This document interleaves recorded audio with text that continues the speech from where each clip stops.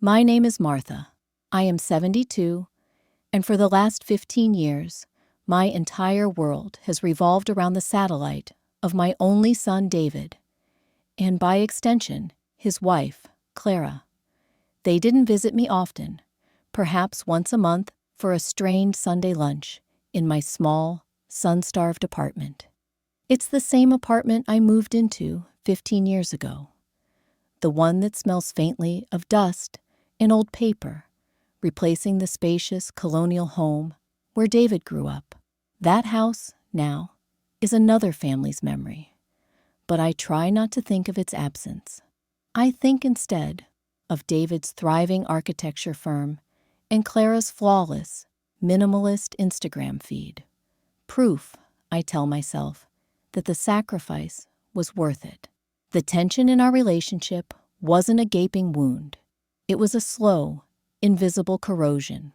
David was always kind, but distracted, a busy executive who viewed my calls as tasks to be managed. Clara, however, was the architect of my quiet exclusion.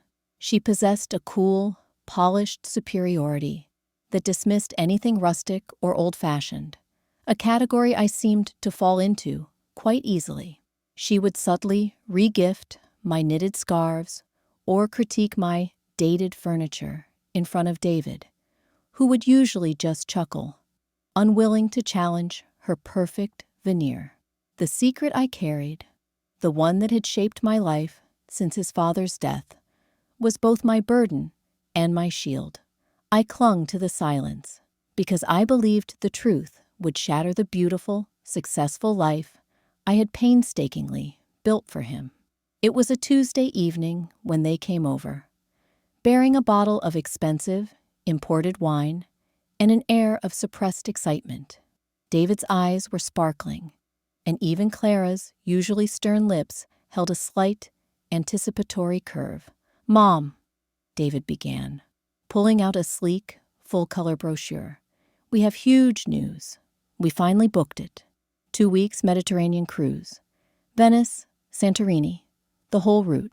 My heart gave a foolish, hopeful leap. A cruise. I had dreamed of seeing the Greek islands since I was a girl.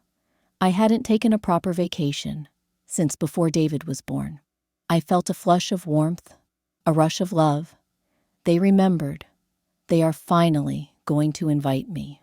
"Oh, David, that sounds absolutely heavenly," I breathed, reaching for the brochure. "You know how I've always wanted to see the Parthenon in person." Clara took a sip of her wine, her eyes meeting mine over the rim.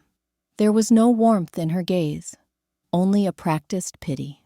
"Yes, Martha, it's absolutely going to be incredible," she said, her voice smooth as marble. "David and I really deserve this. We've worked non-stop for the last 3 years."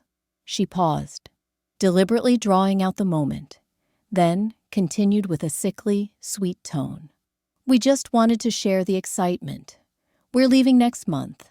Of course, we've arranged for the mail to be held, but we might need you to check on the cat, Mittens, every couple of days.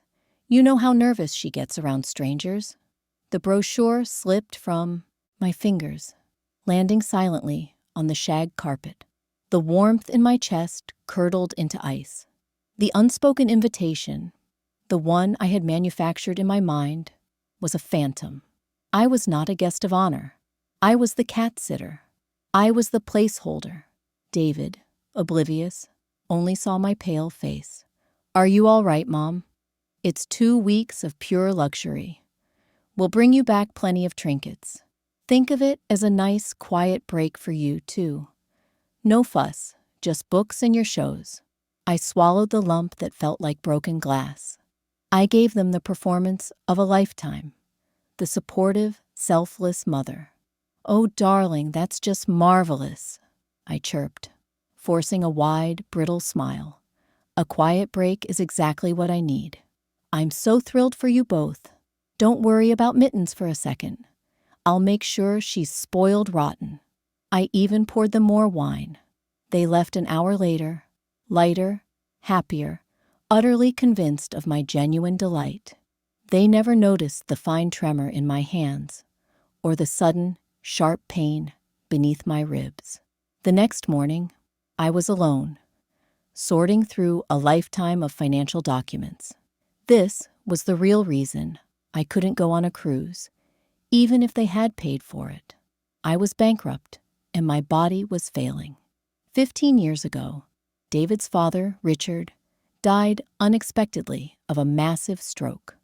The grief was profound, but what came after was catastrophic. Richard, it turned out, hadn't been the successful, honorable businessman everyone believed. He had been quietly hemorrhaging funds, misappropriating client assets, and running up a debt that would have landed David, who was a junior partner in his father's firm, in the immediate heir to the debt, in prison, and destroyed the family name. The total liability was staggering, $1.2 million. I had found the ledger, the hidden documents, the morning after the funeral. Richard hadn't left a suicide note, but he had left an apology written on a blank check. "Protect David, Martha. This shame is mine." And I did. I sold the house, liquidated my entire modest inheritance, canceled Richard's life insurance, which would have complicated the investigation, and drained every penny of my retirement fund. I paid off the clients one by one, quietly, efficiently, burying the paper trail. I fabricated a story for David. His father had had a massive, unexpected investment failure that wiped out the major assets, but that the firm was solvent. David's reputation was saved. His father's memory remained untarnished. The secret was not just the debt. The secret was the betrayal of his father and my decision to shoulder that moral and financial ruin alone. Now, the consequences were visible. I had no savings, relying only on a meager Social Security check. More critically, I had neglected a persistent, dull ache in my hip for over a year because I couldn't afford the endless, debilitating tests and treatments private medicine demanded. 6 months ago, a free clinic confirmed my fear. Stage 4, bone cancer. It had metastasized. I knew I was dying. The cruise was not 2 weeks of quiet for me. It was 2 weeks of time. Time to finish the secret project I had started when I got the diagnosis. In the week leading up to the cruise, I focused on my task. It wasn't a will. My assets were negligible. It was a single, meticulously kept journal, hidden in the back of my old cedar chest. I called it my final accounting. It wasn't a diary of my love for David, but a precise, heartbreaking ledger of the money. I had to tell him the truth before the end, not to burden him with guilt, but so he wouldn't spend his life honoring a ghost. The journal contained the confession, Richard's crime, the $1.2 million debt, and the specific names of the clients I repaid, the assets sold, the house deeds, the insurance policy numbers, the precise amounts from my accounts, the neglect, a single brief entry detailing the cancer diagnosis and the reason for the lack of treatment. The capital was depleted.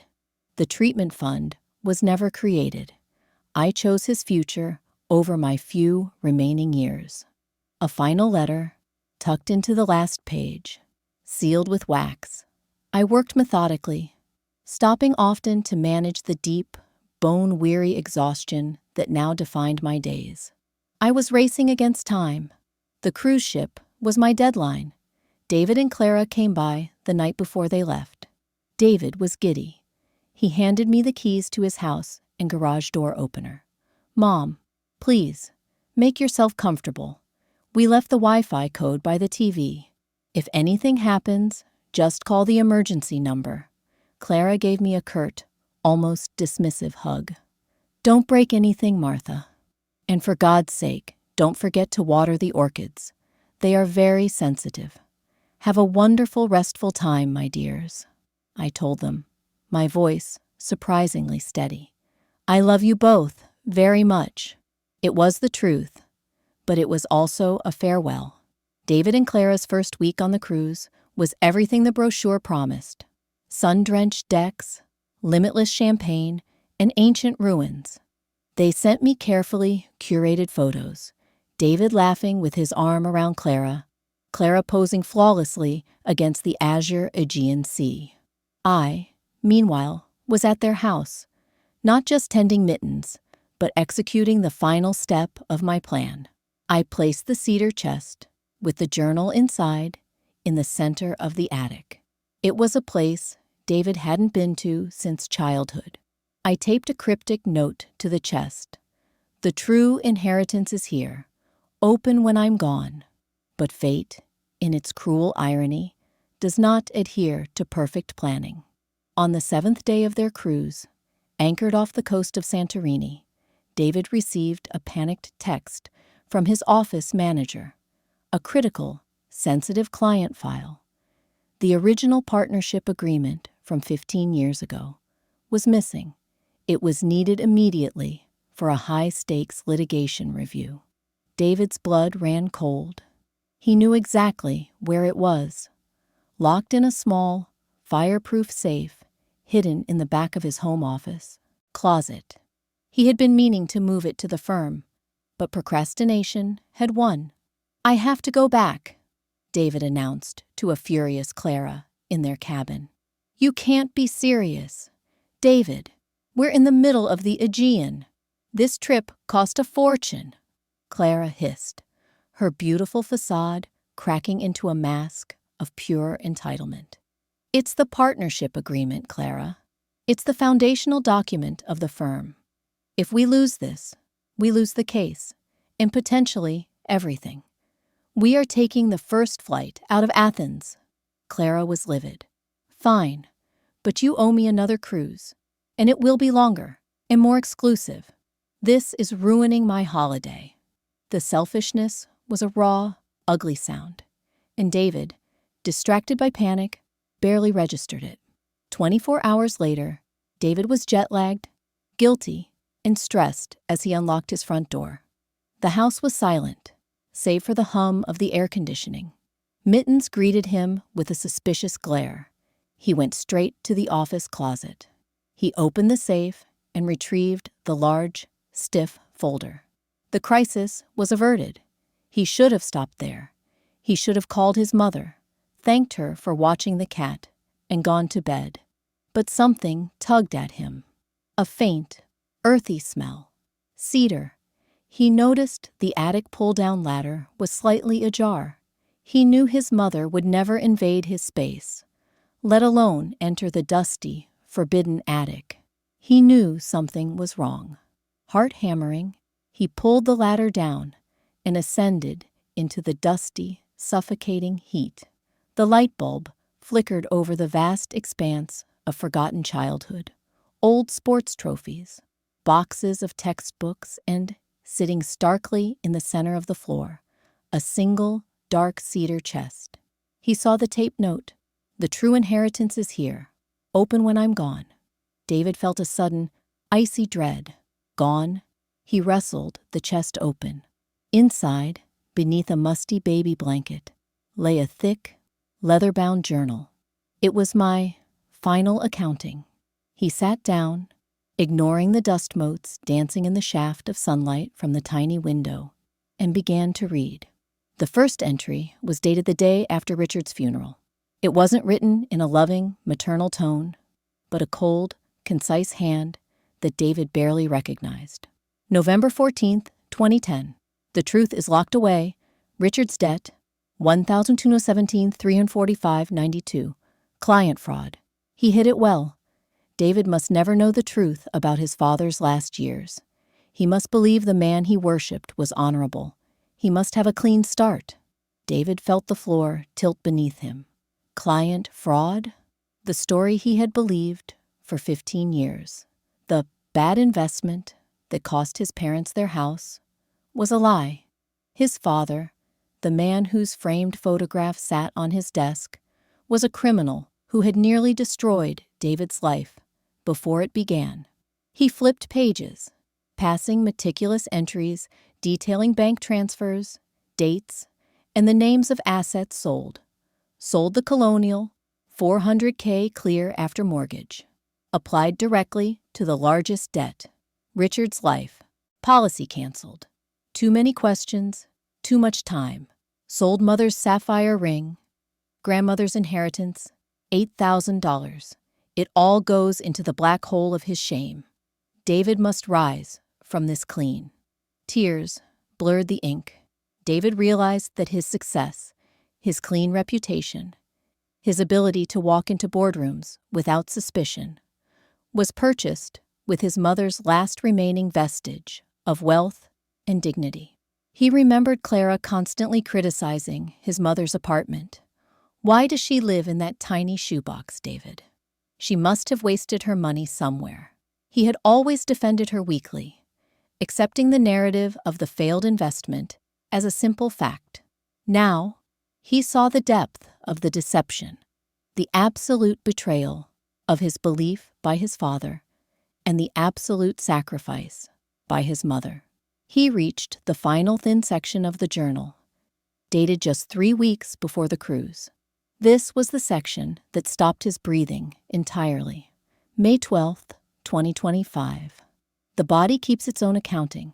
The pain is no longer manageable. Diagnosis confirmed. Osteosarcoma, stage 4. It has been 2 years since the first X-ray. I dismissed it as old age. But after Richard's debt, there was no capital to create a secondary sick day fund. The shame of asking David for help, of admitting I was broke because of the lie, was too great. I cannot let him know the depth of his father's betrayal, nor the depth of my failure to save myself. I must remain the supportive, healthy mother until the end. The cruise, a 2-week window. David is happy. He believes he has given me a break. I only need time to finish the paperwork and ensure the medical power of attorney is in order. My final gift to him will be my silence. And then, this truth, he must not come home to a burden. The journal fell from David's numb fingers. It wasn't about money anymore. It was about life, death, and the hidden wiring of his entire existence. The woman he had relegated to cat sitter and Sunday lunch partner was not a frail retiree. She was a dying soldier who had spent the last 15 years fighting a war he didn't even know existed. The cruise, the superficial, ridiculous luxury he had just paid for, was purchased with the currency of her neglect. He looked at the sealed envelope tucked into the back page. It contained the final letter. David picked up his phone, his hands shaking so violently he could barely dial. He needed to hear her voice. He needed to apologize for the cruise, for the cat, for the indifference, for the past 15 years of his blindness. He called my apartment. No answer. He called my landline. Only the buzzing drone of the answering machine. A wave of sheer panic washed over him. The urgency of the journal entry hit him. She was preparing for the end. He called the only other number he knew, the number of the old free clinic I occasionally mentioned. He spoke to a nurse, demanding to know if Martha Kinsley had been there. The nurse hesitated, then confirmed, Mrs. Kinsley was admitted this morning.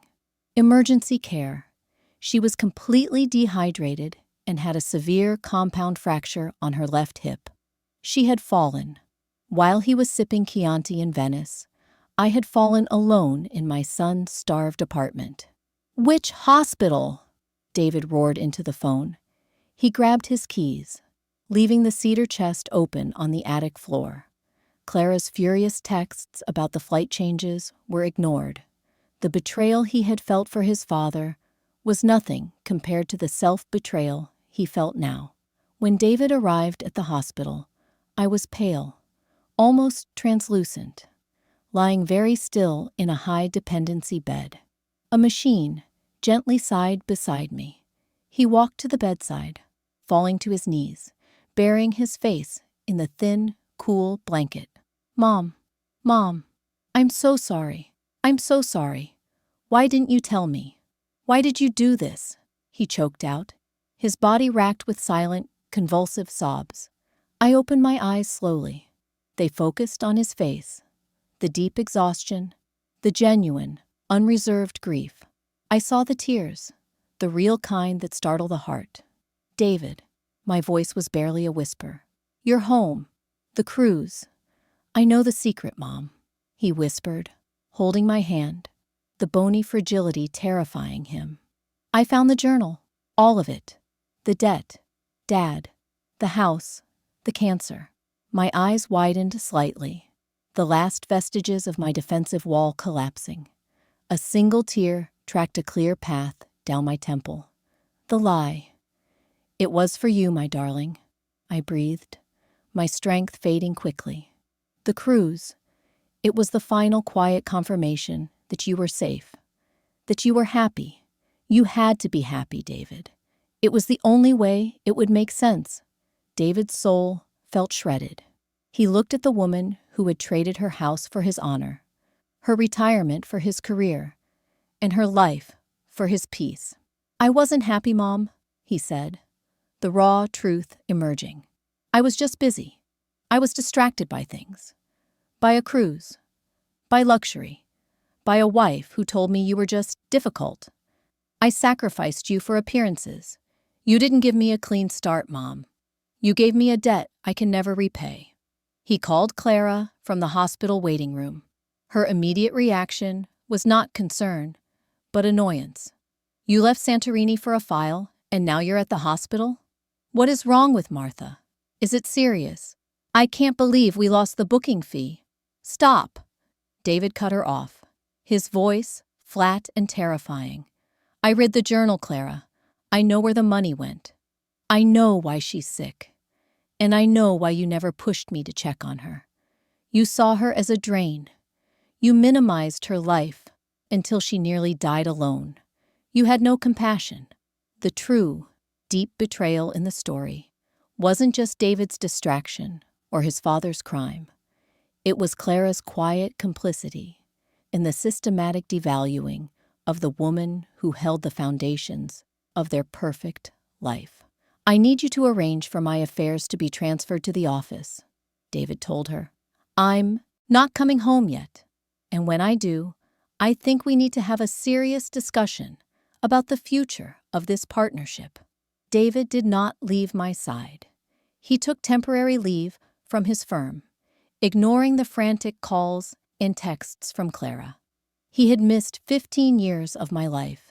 He would not miss the end. He read the final letter.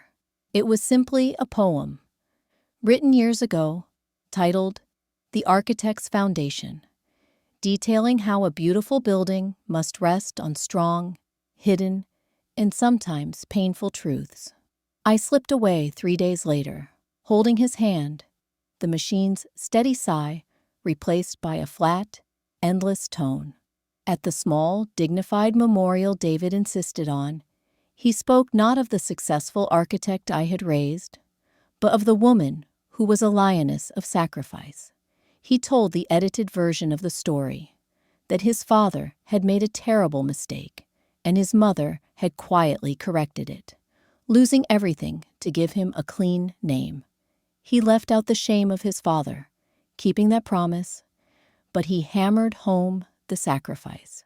Clara attended, distant and pale. 2 months later, they divorced.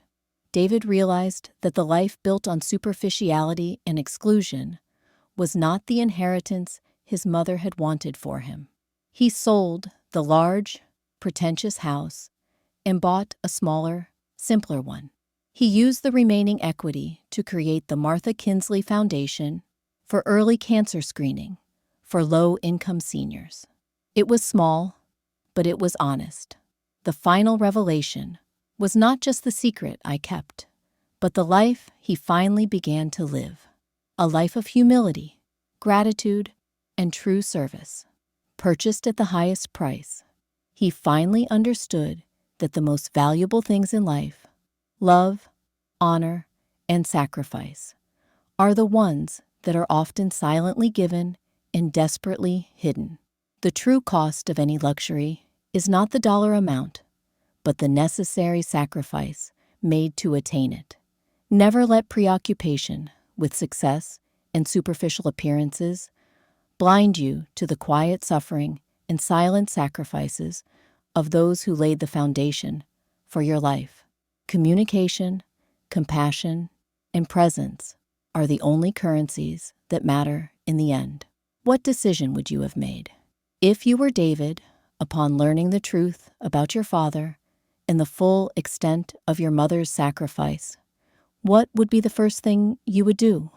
Would you focus on honoring your father's memory or exposing the truth to fund your mother's treatment? Let me know in the comments below.